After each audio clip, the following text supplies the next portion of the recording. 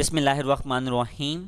अस्सलामुअलैकुम व्यूअर्स, मैं उम्मीद करता हूँ आप तमाम स्टूडेंट्स खैरियत से होंगे। मैं आपका इंस्ट्रक्टर शहबाज अली और मैं आपको वेलकम करता हूँ आपके अपने चैनल डिजिटल एजुकेशन पर। तो स्टूडेंट्स, हमारा जो आज का टॉपिक है वो है प्रॉब्लम सॉल्वेबिलिटी एंड कॉम्प्लेक्सिटी, और इसके अंदर हम जो डिस्कस करेंगे आज की वीडियो में वो है सॉल्वेबल वर्सेस अनसॉल्वेबल प्रॉब्लम्स। आइए सबसे पहले हम ये जानने की कोशिश करते हैं कि इन दोनों में वाज़ेह तौर पर फ़र्क क्या है।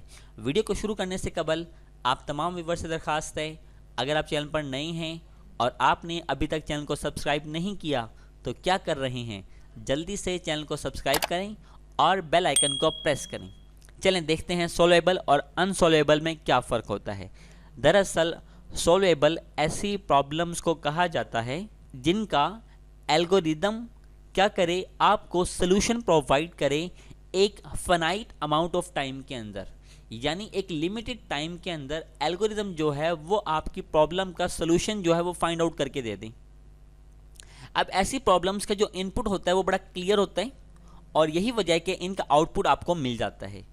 और इसमें डेफिनेटली आप एल्गोरिदम का इस्तेमाल करते हैं, जो कि क्या होता है, एक स्टेप बाय स्टेप प्रोसीजर होता है जिसकी मदद से आप अपने सोल्यूशन तक आसानी से पहुंच जाते हैं। जबकि on the other hand unsolvable problems ऐसी प्रॉब्लम्स को कहा जाता है जिनका कोई एल्गोरिदम एग्जिस्ट नहीं करता, या जो आपके पास जो है एल्गोरिदम तमाम इनपुट्स का जो है वो आंसर आपको ना दे सके, यानी कभी वर्क करे और कभी वर्क ना करे, और या फिर सिरे से ही वर्क ना करे। ऐसी प्रॉब्लम्स का एल्गोरिदम एग्जिस्ट नहीं करता। इन प्रॉब्लम्स को कहा जाता है अनसॉल्वेबल प्रॉब्लम्स। हम यहाँ पे देख सकते हैं problem solvability and complexity help us determine whether a problem can be solved using an algorithm, if so how efficiency it can be solved. यानी कहना चाहता है कि आपके पास प्रॉब्लम की सॉल्वेबिलिटी और उसकी कॉम्प्लेक्सिटी से हमें मदद मिलती है कि आया हम जान सकें कि आपके पास एक प्रॉब्लम का सलूशन एल्गोरिदम की मदद से आ रहा है और उसकी एफिशिएंसी कितनी है। उसके बाद ये कहता है solvable versus unsolvable problems. In a computer आप प्रॉब्लम्स को क्या करते हैं, are classified as solvable and unsolvable based on whether there exist an algorithm that can provide a solution. वो कहता है कंप्यूटर साइंस फील्ड के अंदर हम अपनी प्रॉब्लम्स को दो हिस्सों में डिवाइड करते हैं, और इसमें एक का नाम है आपके पास सॉल्वेबल और एक का नाम है आप उसको असाइन करते हैं अनसॉल्वेबल। अब कब सॉल्वेबल होगा और कब अनसॉल्वेबल होगा ये डिपेंड करता है कि अगर उसका एल्गोरिदम एग्जिस्ट करता है तो वो सॉल्वेबल है, और अगर एल्गोरिदम एग्जिस्ट नहीं करता तो वो क्या है, अनसॉल्वेबल है। किताब के अकॉर्डिंग क्या कहता है, a problem is considered solvable if an algorithm can solve it. एक प्रॉब्लम को आप उस वक्त क्या कहते हैं कि वो सॉल्वेबल है जब एल्गोरिदम उसका सलूशन आपको दे सकता है। It with an finite amount of time, आपको एक लिमिटेड टाइम के अंदर अगर एल्गोरिदम किसी प्रॉब्लम का सलूशन आपको प्रोवाइड कर देता है तो इसका मतलब वो प्रॉब्लम सॉल्वेबल प्रॉब्लम्स हैं। These problems have clearly defined input and output. In problems का जो इनपुट होता है वो क्लियरली वाज़ेह होता है, इनका आउटपुट भी उसके हिसाब से हम प्रिडिक्ट कर लेते हैं ना कि हम अगर हम ये इनपुट देंगे तो हमारा आउटपुट क्या आ सकता है, हम यानी प्रिडिक्ट कर सकते हैं। And there is a step by step procedure to reach the solution, और जिससे क्या है, एक ऐसा प्रोसीजर जिससे हम अपने सोल्यूशन तक पहुंच सकते हैं। इसको आप ऐसे कंसिडर कर सकते हैं जिस तरह मिसाल के तौर पर आपको मैं एक नंबर की लिस्ट प्रोवाइड करता हूं। मैंने कहा आपके पास एक नंबर 2 हो गया, नंबर आपके पास 16 हो गया, एक नंबर आपके पास क्या हो गया है, 17 हो गया, एक नंबर आपके पास 19 हो गया। ठीक है, अब मैं कहता हूं कि इस लिस्ट में से मुझे बताएं कि वो इवन नंबर कौन से होते हैं। तो इसका एल्गोरिदम बनाया जा सकता है कि ऐसा नंबर जो 2 के टेबल पे एग्जैक्टली डिवाइड हो जाए और रिमाइंडर आपके पास क्या बच जाए, 0 बच जाए, इसका मतलब वो नंबर इवन नंबर है। तो अब ये लिस्ट है, इसमें से आसानी से 1 बाय 1 नंबर इंटर करके ये जाना जा सकता है कि नंबर इवन है या ओड है। मिसाल के तौर पर ये 2 है, अब मैंने 2 को क्या लिया, मोड लिया, किसके साथ, 2 के साथ, 2 1 2, रिमाइंडर मेरे पास क्या आ गया, 0 आ गया। ये आपके पास क्या है, ये आपके पास रिमाइंडर है। इस ज़ीरो का मतलब क्या है कि जो दो है वो आपके पास क्या है, एक इवन नंबर है। और इसी तरह अगर मैं 17 यहाँ पे एक नंबर है, अगर मैं इसका मोड लूँ तो आप देख सकते हैं 2 8 द 16 और रिमाइंडर क्या बच गया, रिमाइंडर आपके पास 1 बच गया। इसका मतलब जो आपके पास 17 हैं वो आपके पास क्या है, वो आपके पास एक ऑड नंबर है। तो आप देख सकते हैं कि एल्गोरिदम जो है वो मुझे मेरी प्रॉब्लम्स का सलूशन दे रहा है। तो ऐसे प्रॉब्लम्स जो हैं इनको कहा जाता है सॉल्वेबल प्रॉब्लम्स। किताब के मुताबिक एक एग्जाम्पल दी गई है जिसमें कहा जाता है कि आपको हम दो नंबर आपने लेने हैं, उन दो नंबर को आपने क्या करना है, आपने बताना है ग्रेटेस्ट कॉमन डिवाइजर दो नंबर का क्या बनता है। ये यूक्लिडियन एल्गोरिदम प्रोवाइड करता है आपके लिए क्लियर और फाइनाइट मेथड जिसकी मदद से आप किसी भी दो नंबर का जीसीडी आसानी के साथ फाइंड कर सकते हैं। मैं आपको एग्जांपल की मदद से समझाता हूं। अब दो नंबर के तौर पर मैं एक नंबर अपना यहाँ पे कंसीडर कर रहा हूँ कि एक नंबर आप फर्ज कर लें, मेरे पास 48 है और एक नंबर मेरे पास क्या है, 18 है।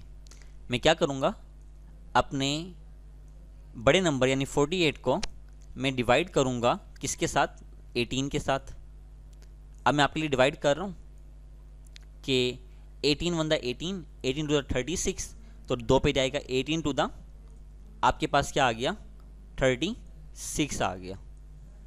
अब यहाँ पे बदले में आपके पास क्या बच गया, 12 बच गया। अब दो नंबर आपके पास मजीद आ गए, एक आपके पास 18 आ गया और दूसरा आपके पास क्या आ गया, 12 आ गया।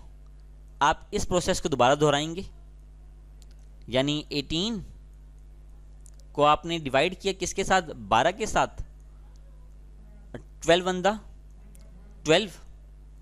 अब आपके पास क्या आ गया, अब आपके पास 6 आ गया। यानी आपने उस वक्त तक डिवाइड करना है जब तक आपके पास जो रिमाइंडर है वो क्या नहीं बच जाता, 0 नहीं बच जाता। नेक्स्ट हमारे पास है जी 12 और अगला नंबर हमारे पास क्या है, 6। अगेन मैं इस प्रोसेस को दोबारा दोहराऊंगा। आप देख सकते हैं 12 को हमने दोबारा किया, 6 टू द क्या हो गया, 12 हो गया। एग्जैक्टली डिवाइड हो गया आपके पास, रिमाइंडर क्या बच गया, 0 बच गया। अब इस 0 बचने का मतलब क्या है, जो हमारे पास ग्रेटेस्ट कॉमन डिवाइजर है वो कौन सा नंबर हुआ, वो 6 आपके पास हुआ। यानी आपने अंदाज़ा लगा लिया कि आपके पास 48 और 18 का जो लार्जेस्ट कॉमन डिवाइजर है वो क्या है, 6 है स्टूडेंट। तो ये थी आपकी किताब के अकॉर्डिंग एक एग्जाम्पल। अब हम डिस्कस करते हैं अनसॉल्वेबल प्रॉब्लम्स को। On the other hand a problem is unsolvable, वो कहता है दूसरी तरफ आपके पास अनसॉल्वेबल प्रॉब्लम्स ऐसी प्रॉब्लम्स होती हैं if no algorithm can be created that will provide a solution in all cases, जिसमें कोई भी एल्गोरिदम ऐसा नहीं है जो कि उस स्पेसिफिक प्रॉब्लम का हर गिवन इनपुट के अंदर, यानी ऑल केसेस का मतलब यही हुआ कि हर गिवन इनपुट के अंदर आपके पास आंसर जनरेट करके दें। This problem do not have a general procedure, ऐसी प्रॉब्लम का कोई जनरल प्रोसीजर नहीं होता। That can guarantee a solution, जो कि आपको सोल्यूशन की guarantee they for every possible input, her possible input पर आपको क्या दें, आउटपुट की गारंटी दे। ठीक है, इसके पहले एग्जांपल से अंडरस्टैंड करते हैं। अगर आप इसको मैथमेटिकली सर्च करेंगे, मैं आपके सामने यहाँ पे, जैसा कि आप जानते भी हैं कि हमारे पास एक का पाई के अंदर मैथ की जो वैल्यू होती है वो होती है 3.14159 और ये क्या होता है, ये जारी होता है। यानी आप एक ऐसा एल्गोरिदम बना के दें जो कि पाई का जो लास्ट डिजिट है वो हमें फाइंड आउट करके दे, तो मैथमेटिकली ये पॉसिबल नहीं है। ये क्या है, नंबर तो इनफाइनाइट टाइम्स तक चल रही हैं, तो इसका मतलब हम कोई भी ऐसा एल्गोरिदम नहीं बना सकते जो हमें पाई का लास्ट डिजिट निकाल के दे। ये मैंने एक एग्जांपल आपको बताई है, किताब के अकॉर्डिंग भी एक एग्जांपल दी गई है, उसको अंडरस्टैंड करते हैं। A halting problem is a famous example of an unsolvable problems. Halting problems unsolvable problems की एक बड़ी मशहूर एग्जांपल है। It involves determining whether a given program will eventually halt finish यानी रनिंग और कंटिन्यू टू फॉर एवर, यानी यही कहता है कि मिसाल के तौर पर आपके पास एक एल्गोरिदम है जिसमें आपका काम हो रहा है, ठीक है, इसमें कोड लिखा हुआ है, आपका काम चल रहा है। वो कहता है कि आप ऐसा करें, हमें एक और एल्गोरिदम बना के दें जो कि हमें ये फाइंड आउट करके दे कि ये वाला एल्गोरिदम कब तक काम करेगा या कब रुक जाएगा, कब तक चलता रहेगा। तो ये पॉसिबल नहीं है। आप ये चीज़ एक नए एल्गोरिदम की मदद से फाइंड आउट नहीं कर सकते कि आपका जो एग्जिस्टिंग एल्गोरिदम है वो कब तक चलेगा, या वो हर दफ़ा सही रिजल्ट देगा भी या सही रिजल्ट नहीं देगा। ऐसा एल्गोरिदम स्टूडेंट्स आप समझने की कोशिश करें, नहीं बनाया जा सकता। देन कहता है Alan Turing prove that no general algorithm can solve the halting problem.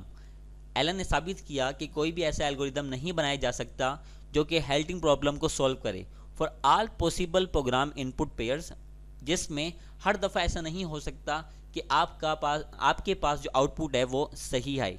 ऐसा पॉसिबल नहीं कि दूसरे एल्गोरिदम को जज करने के लिए एक नया एल्गोरिदम बनाया जा सके, making it a fundamental example of an unsolvable problem. और यही वजह है कि ये अनसॉल्वेबल प्रॉब्लम की क्या है, एक वाज़ेह एग्जाम्पल है। मैं आपको बता देता हूँ, ये जो हाईलाइट कर रहा हूँ ये आपने लाजमी हर सूरत के अंदर क्या करना है, याद करना है। ये आपके पास आ गया अनसॉल्वेबल प्रॉब्लम की डेफिनेशन, और इस साथ एग्जाम्पल भी कर लें। ये आपके पास आ गई है अनसॉल्वेबल प्रॉब्लम की डेफिनेशन और एग्जाम्पल। और दूसरा आपके पास है जी, ये आपके पास आ गई है सॉल्वेबल प्रॉब्लम्स की एग्जाम्पल और डेफिनेशन। और अनसॉल्वेबल प्रॉब्लम को आप यहाँ से लेकर यहाँ तक कर लें, जिसमें इसकी डेफिनेशन और एग्जाम्पल दोनों शामिल हो गई हैं। अब यहाँ पे टिट बिट्स में आपको कह रहे हैं व्हेन टैकलिंग कॉम्प्लेक्स प्रॉब्लम, जब आप कॉम्प्लेक्स प्रॉब्लम को टैकल कर रही हैं, हैंडल कर रही हैं, इट्स एसेंशियल, ये बड़ा लाजमी होता है to first determine whether a problem is solvable. कहते हैं पहले आप इस चीज़ को अंदाज़ा लगा लें, क्या उस प्रॉब्लम का सोल्यूशन निकाला जा सकता है। इससे क्या फ़ायदा होगा आपको, this saves time and resources, जो आपके टाइम भी बचाएगा, आपकी एफर्ट भी बचाएगा। बाय इंश्योरिंग यू, आपको इस बात की यकीन दहानी करवाते हुए, are working on a problem, कि आप प्रॉब्लम पर काम कर रही हैं, that can be resolve using an algorithm, जो कि एक एल्गोरिदम की मदद से सॉल्व की जा सकती है। अगर आपको पहले से ही पता है कि एक प्रॉब्लम को एल्गोरिदम की मदद से सॉल्व किया जा सकता है, तो आपका टाइम और जो आपके रिसोर्सेज हैं वो दोनों सेव हो जाएंगे। तो स्टूडेंट्स, ये था हमारा आज का लेक्चर। मैं उम्मीद करता हूँ कि ये लेक्चर आपको पसंद आया होगा और इससे आपकी हेल्प हुई होगी। अगर लेक्चर आपको पसंद आया और इससे आपकी हेल्प हुई है तो वीडियो को लाइक करें, अपने तमाम फ्रेंड्स के साथ इसको शेयर करें। मुझे अपनी दुआओं में याद रखिएगा। मेरी अगली वीडियो तक के लिए अल्लाह हाफिज़, टेक केयर।